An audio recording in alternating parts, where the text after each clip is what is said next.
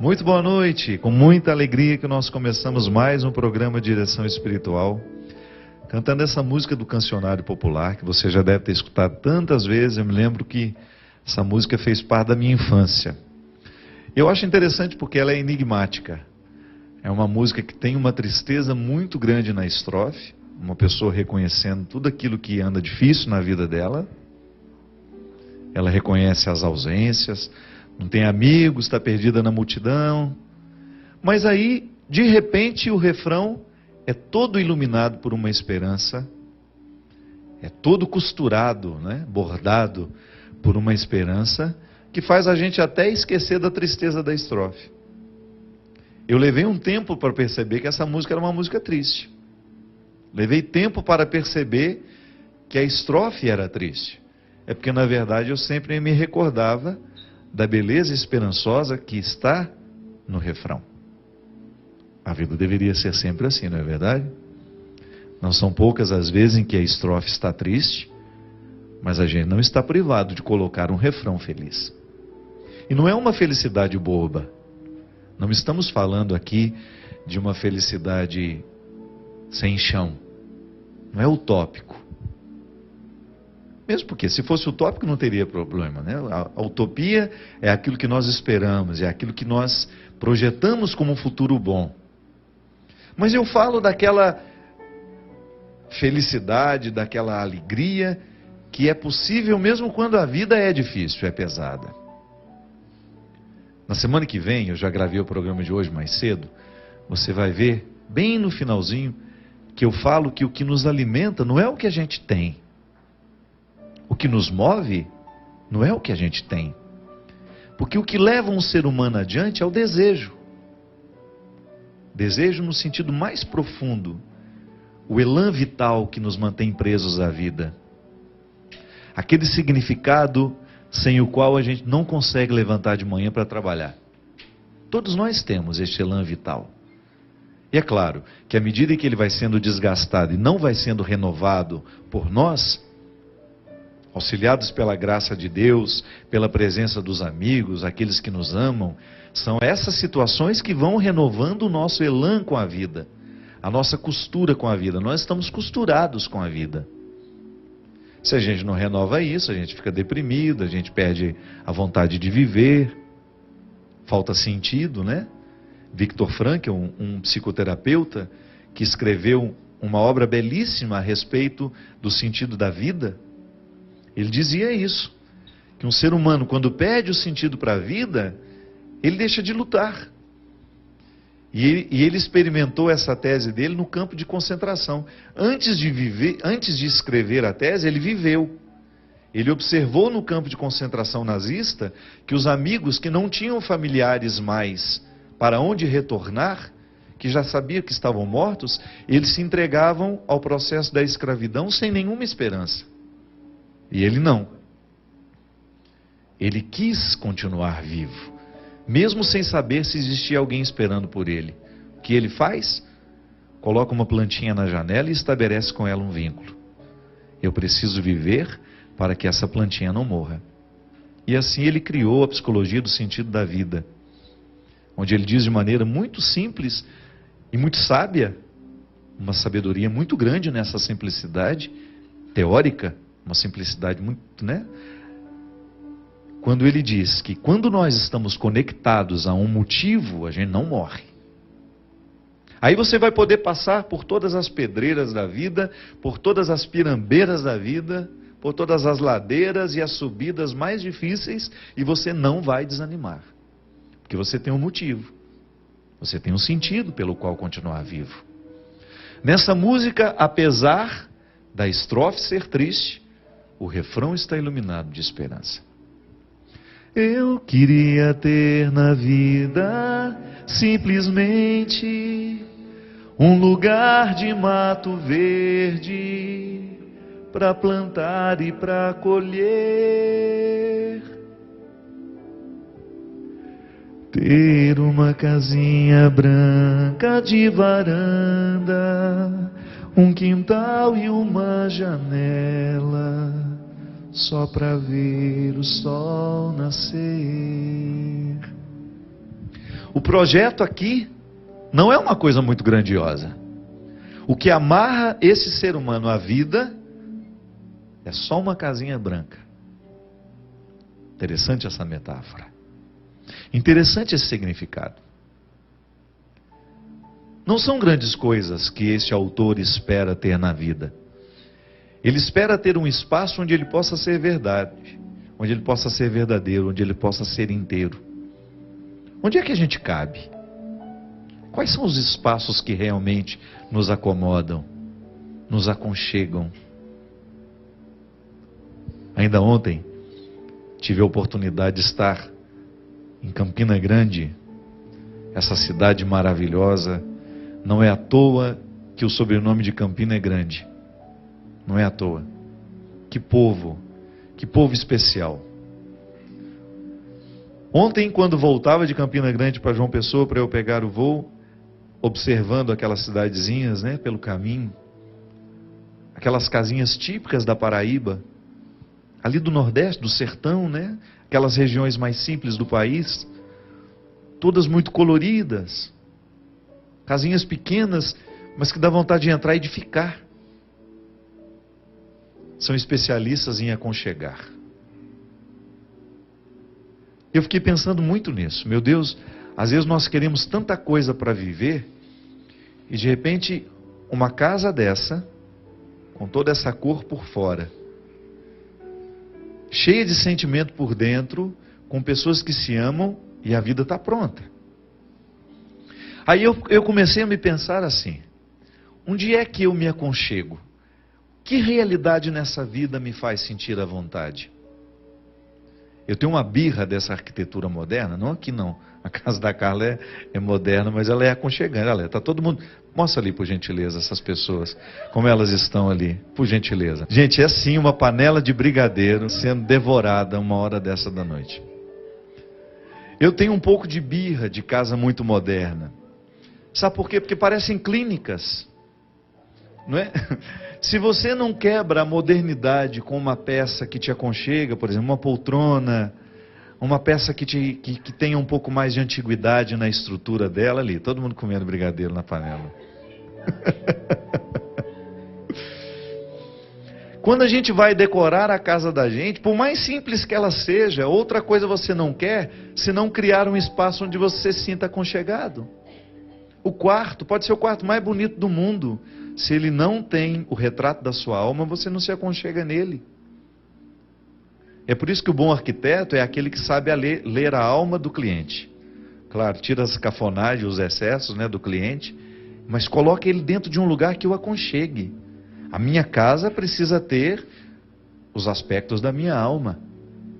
E eu perguntava isso para mim ontem: onde é que eu me aconchego? Aí eu me lembrei não só de estruturas físicas, porque a casa não é só um aglomerado de paredes. A casa é também um sentimento. Eu, quando entro dentro de um lugar, imediatamente eu sinto se aquilo me provoca algo bom ou algo ruim. As paredes têm alma, sim. Claro, não a alma que eu estou acostumado a tratar, né? Eu, como padre, lido com a alma o tempo todo. Eu estou falando daquilo que extrapola a matéria, daquilo que transcende a realidade física. Uma casa está construída a partir de sentimentos e tijolos. A casa é também um sentimento. Quando eu volto para minha casa e aquela sensação boa, quando eu abro a porta, quando eu entro e encontro a minha realidade, o meu aconchego, então, eu entendo que a casa é sentimento. Ali me aconchega. Há amigos que me aconchegam. Há pessoas que só de saber que estão ao meu lado, eu já me sinto mais inteiro. Me sinto mais pronto, quem sabe. Ou então me sinto com possibilidade de enfrentar os meus vazios. Porque eu não tenho ilusão. O que me move, volto a dizer, não é o que eu já alcancei da vida. Isso é só um ponto de partida.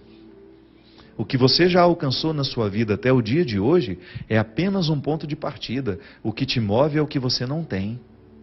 É o que lhe ausenta. Aquilo que lhe é ausente. Aquilo que lhe falta. É isso que lhe faz acordar todos os dias e correr atrás.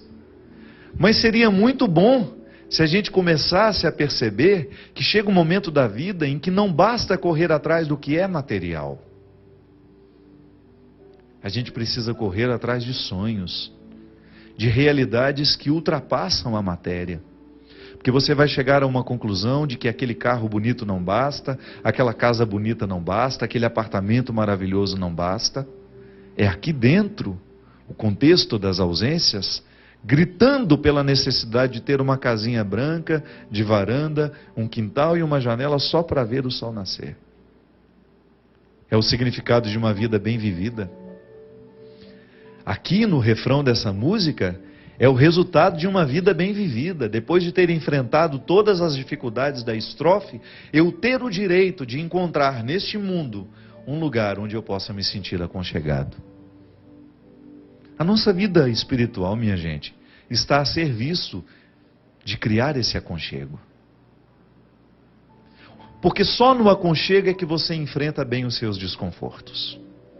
Se uma pessoa não está bem aconchegada afetivamente, ela terá muita dificuldade de lidar com os desconfortos da alma. Porque esses desconfortos, eles existirão sempre. Não há a possibilidade de ter uma pessoa humana sem identificar nela os desconfortos que fazem com que ela se mantenha viva. Retire de você essa ilusão de que é o que você tem que te sustenta. Não. O que você alcançou na sua vida até hoje é apenas o ponto de partida. O que lhe move é o que ainda lhe é ausente. Aquela expressão de São João da Cruz, o que eu conheço de Deus são as pegadas de sua ausência. Não é lindo isso? Anota aí, registra no seu coração. O que eu conheço de Deus são as pegadas de sua ausência. Parece contraditório. Aquilo que eu sei de Deus é aquilo que me ausenta dele. É aquilo que no intervalo entre o que eu já conheci e o que eu ainda não sei, e prevalece um mistério neste intervalo, é este mistério que me leva até Deus. Porque se eu me baseasse naquilo que eu já sei sobre ele, eu me acomodaria aqui, nesse exato lugar onde eu estou. Eu não faria um próximo programa. Se eu quisesse me acomodar naquilo que eu já sei sobre Deus, eu terminaria a minha missão agora. Eu diria, gente, eu vou me aposentar. Eu já não tenho mais o que falar. Eu já não tenho mais o que fazer. Eu já não vou mais cantar, eu já não vou mais escrever, porque o que eu sei sobre Deus me basta. Não. O que me faz querer sair daqui com o compromisso de voltar na próxima semana, ou de acordar amanhã e continuar essa minha missão que eu considero, meu ofício, aquilo que me mantém vivo, não é o que eu já alcancei sobre Deus. É o que eu ainda não sei sobre Ele que me faz caminhar. É aquilo que aguça a minha curiosidade. Quando eu olho para as tragédias da vida e eu não sei explicá-las, ao invés de provocar em mim uma desesperança e de perguntar, onde é que está Deus? Não. Ao olhar para tudo isso que me ausenta, a tudo isso que me fere, eu descubro o meu elan com a vida. É nessa santa curiosidade que eu me posiciono como um homem de fé. Nunca me bastaram as respostas prontas, nunca me interessei pelos livros que se propõem a responder tudo o que nós queremos saber. Nunca acreditei ou pautei a minha vida na possibilidade de que alguém venha me dar todas as respostas que eu quero. Não é mistério. Se não fosse mistério, eu não precisaria ter fé. Se eu já soubesse tudo sobre Deus, eu não precisaria ter fé. O que me move é a fé. É o território em que eu ponho o pé e Deus misteriosamente põe o chão. Eu não tenho chão para pisar. Eu só tenho o pé para colocar lá. E é misteriosamente que Deus coloca um chão sobre os meus pés. Isso é a fé. Quando você, no momento da sua dor, quando a vida lhe era pesada e você não era capaz de caminhar sozinha, você ousou colocar o pé. Deus colocou o chão. Isso é a fé. É a oportunidade que nós temos de viver de maneira ousada. Porque isso é ousadia, minha gente. E nem é uma ousadia religiosa, viu? Isso é uma ousadia humana. A psicologia propõe a mesma coisa que as religiões propõem. Aliás, a psicologia aprendeu conosco que quem não ousa investigar os mistérios do coração, nunca será capaz de viver a contemplação que isso é possível. É quando eu me contemplo e eu fico extasiado diante daquilo que eu encontro. Não entendo quase nada, mas fico extasiado. Da mesma maneira como a minha mãe, de maneira muito simples, eu me lembro quando eu lancei o meu primeiro livro, chamava-se Tempo, Saudades e Esquecimentos. Eu lancei lá na minha cidade, em Formiga. E eu tinha saído do mestrado, estava falando difícil e fazia questão de falar difícil. A gente quando é acadêmico, a gente fica meio bobo, né? E eu escrevi um livro que era muito simples, mas ao mesmo tempo me proporcionava falar sobre aquele livro de maneira muito teológica. E eu lá no Clube Centenário, no lançamento do meu livro, a minha cidade organizou de maneira muito carinhosa, os meus amigos, um lançamento naquela época. E eu falei umas palavras lá, uma meia hora, sobre o significado daquele livro, sobre a conexão teológica que ele tinha para mim. Era uma leitura do cotidiano à luz da teologia, da filosofia, a partir de crônicas simples, mas amarradas por significados teológicos. Isso foi dia 2 de abril, meu aniversário é dia 3. Saímos lá do clube, devia ser mais ou menos umas 11 horas da noite, fui para o apartamento da minha mãe e já estava pronto para dormir. Percebi que já tinha dado meia-noite, que já era o meu aniversário, e eu quis ficar com a minha mãe naquele momento antes da gente dormir. Ela já estava deitadinha na cama dela. Eu fui lá, deitei ao lado dela. Ela ficou fazendo carinho na minha cabeça, me lembro direitinho como se fosse hoje. Aí ela disse assim para mim: você falou tão bonito hoje. Eu não entendi nada, mas você falou tão bonito. E eu me emocionei com aquilo.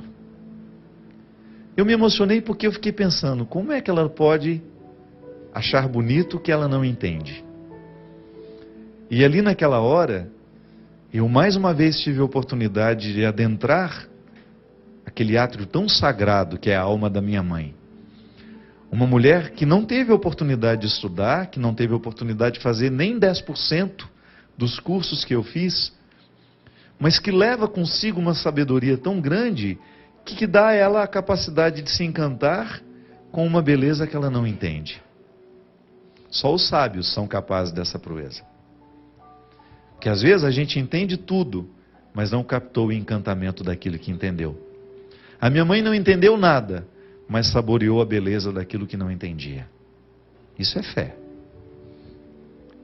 Ela acreditou que o que o filho estava falando, embora ela não entendesse muita coisa, era belo. A vida da gente é a mesma coisa. Tantas vezes você não entende o que está se passando. Tantas vezes você olha para o seu coração e eles estão aglomerados de sentimentos contraditórios, de coisas que lhes são até desconhecidas. Mas por que não reconhecer em tudo isso uma beleza? É bonito. É bonito sim, todo o processo humano é sempre bonito. Mesmo que tenha fragilidades, que a gente seja exposto numa indigência que nos envergonhe, é bonita, a vida é sempre bonita. Porque ali existe uma ausência, o gesto é inacabado, ele não termina. É igual à arte. Você nunca vai poder encontrar um artista satisfeito com a obra produzida. Você pode até ficar satisfeito com aquilo que o artista produziu, mas ele não está mais, porque se ele ficar satisfeito, ele para naquela obra. O que o mantém não é o que ele já alcançou das suas possibilidades. O que o mantém vivo, o que o mantém artista, é aquilo que ele ainda não conseguiu alcançar do seu processo criativo. O gesto é sempre inacabado, nunca está terminado. É igual ao amor. O amor nunca será perfeito, porque ele é um gesto inacabado. Por mais que eu tente, com a minha atitude, com a minha postura, com a minha palavra, amar aqueles que eu amo, o meu gesto será sempre imperfeito. Mas por isso é belo, porque nele falta. Nele alguma coisa ainda é ausente. O mistério de Deus na nossa vida é assim, minha gente. É a gente ter condições de olhar para as estrofes tristes, observar o refrão feliz e perceber que o que realmente vai nos realizar não é o momento em que as respostas chegarão, não é o momento em que nós estivermos satisfeitos com a vida, não. O que vai nos realizar é essa eterna insatisfação que nos mantém harmoniosos. Eu vou bem, vou bem. Apesar de todas as dificuldades, eu vou bem, porque eu estou projetando a construção de uma casinha branca onde eu possa me sentir aconchegado. Olhe para as suas ausências, olhe para aquilo que você não tem. Você que já teve a oportunidade de ter tanto na vida. Talvez você já tenha tido muito sucesso, talvez você já tenha tido muito dinheiro, talvez você já tenha construído muitas coisas, materialmente falando. Ouse olhar para aquilo que não é material agora. Olhe ao seu redor e veja, por você mesmo. Responda essa pergunta, ainda que seja em partes, ainda que não seja inteira. O que lhe aconchega nessa vida? O que lhe faz ter a sensação de estar no lugar certo?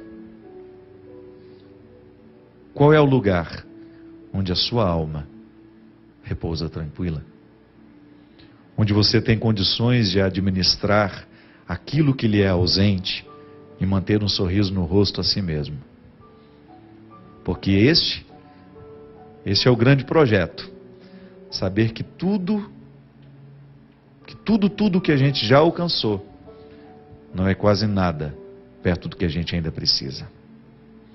E esse é o desafio. Você olhar para aquilo que lhe é ausente, aquilo que você ainda não tem, e não perceber nisso uma frustração, mas perceber nisso uma motivação, um desejo que lhe leve adiante. Como dizia São João, o que conhecemos de Deus são as pegadas de sua ausência. É aquilo que lhe é ausente hoje, que você ainda não tem, que lhe faz querer acordar amanhã e continuar essa batalha que nunca tem fim.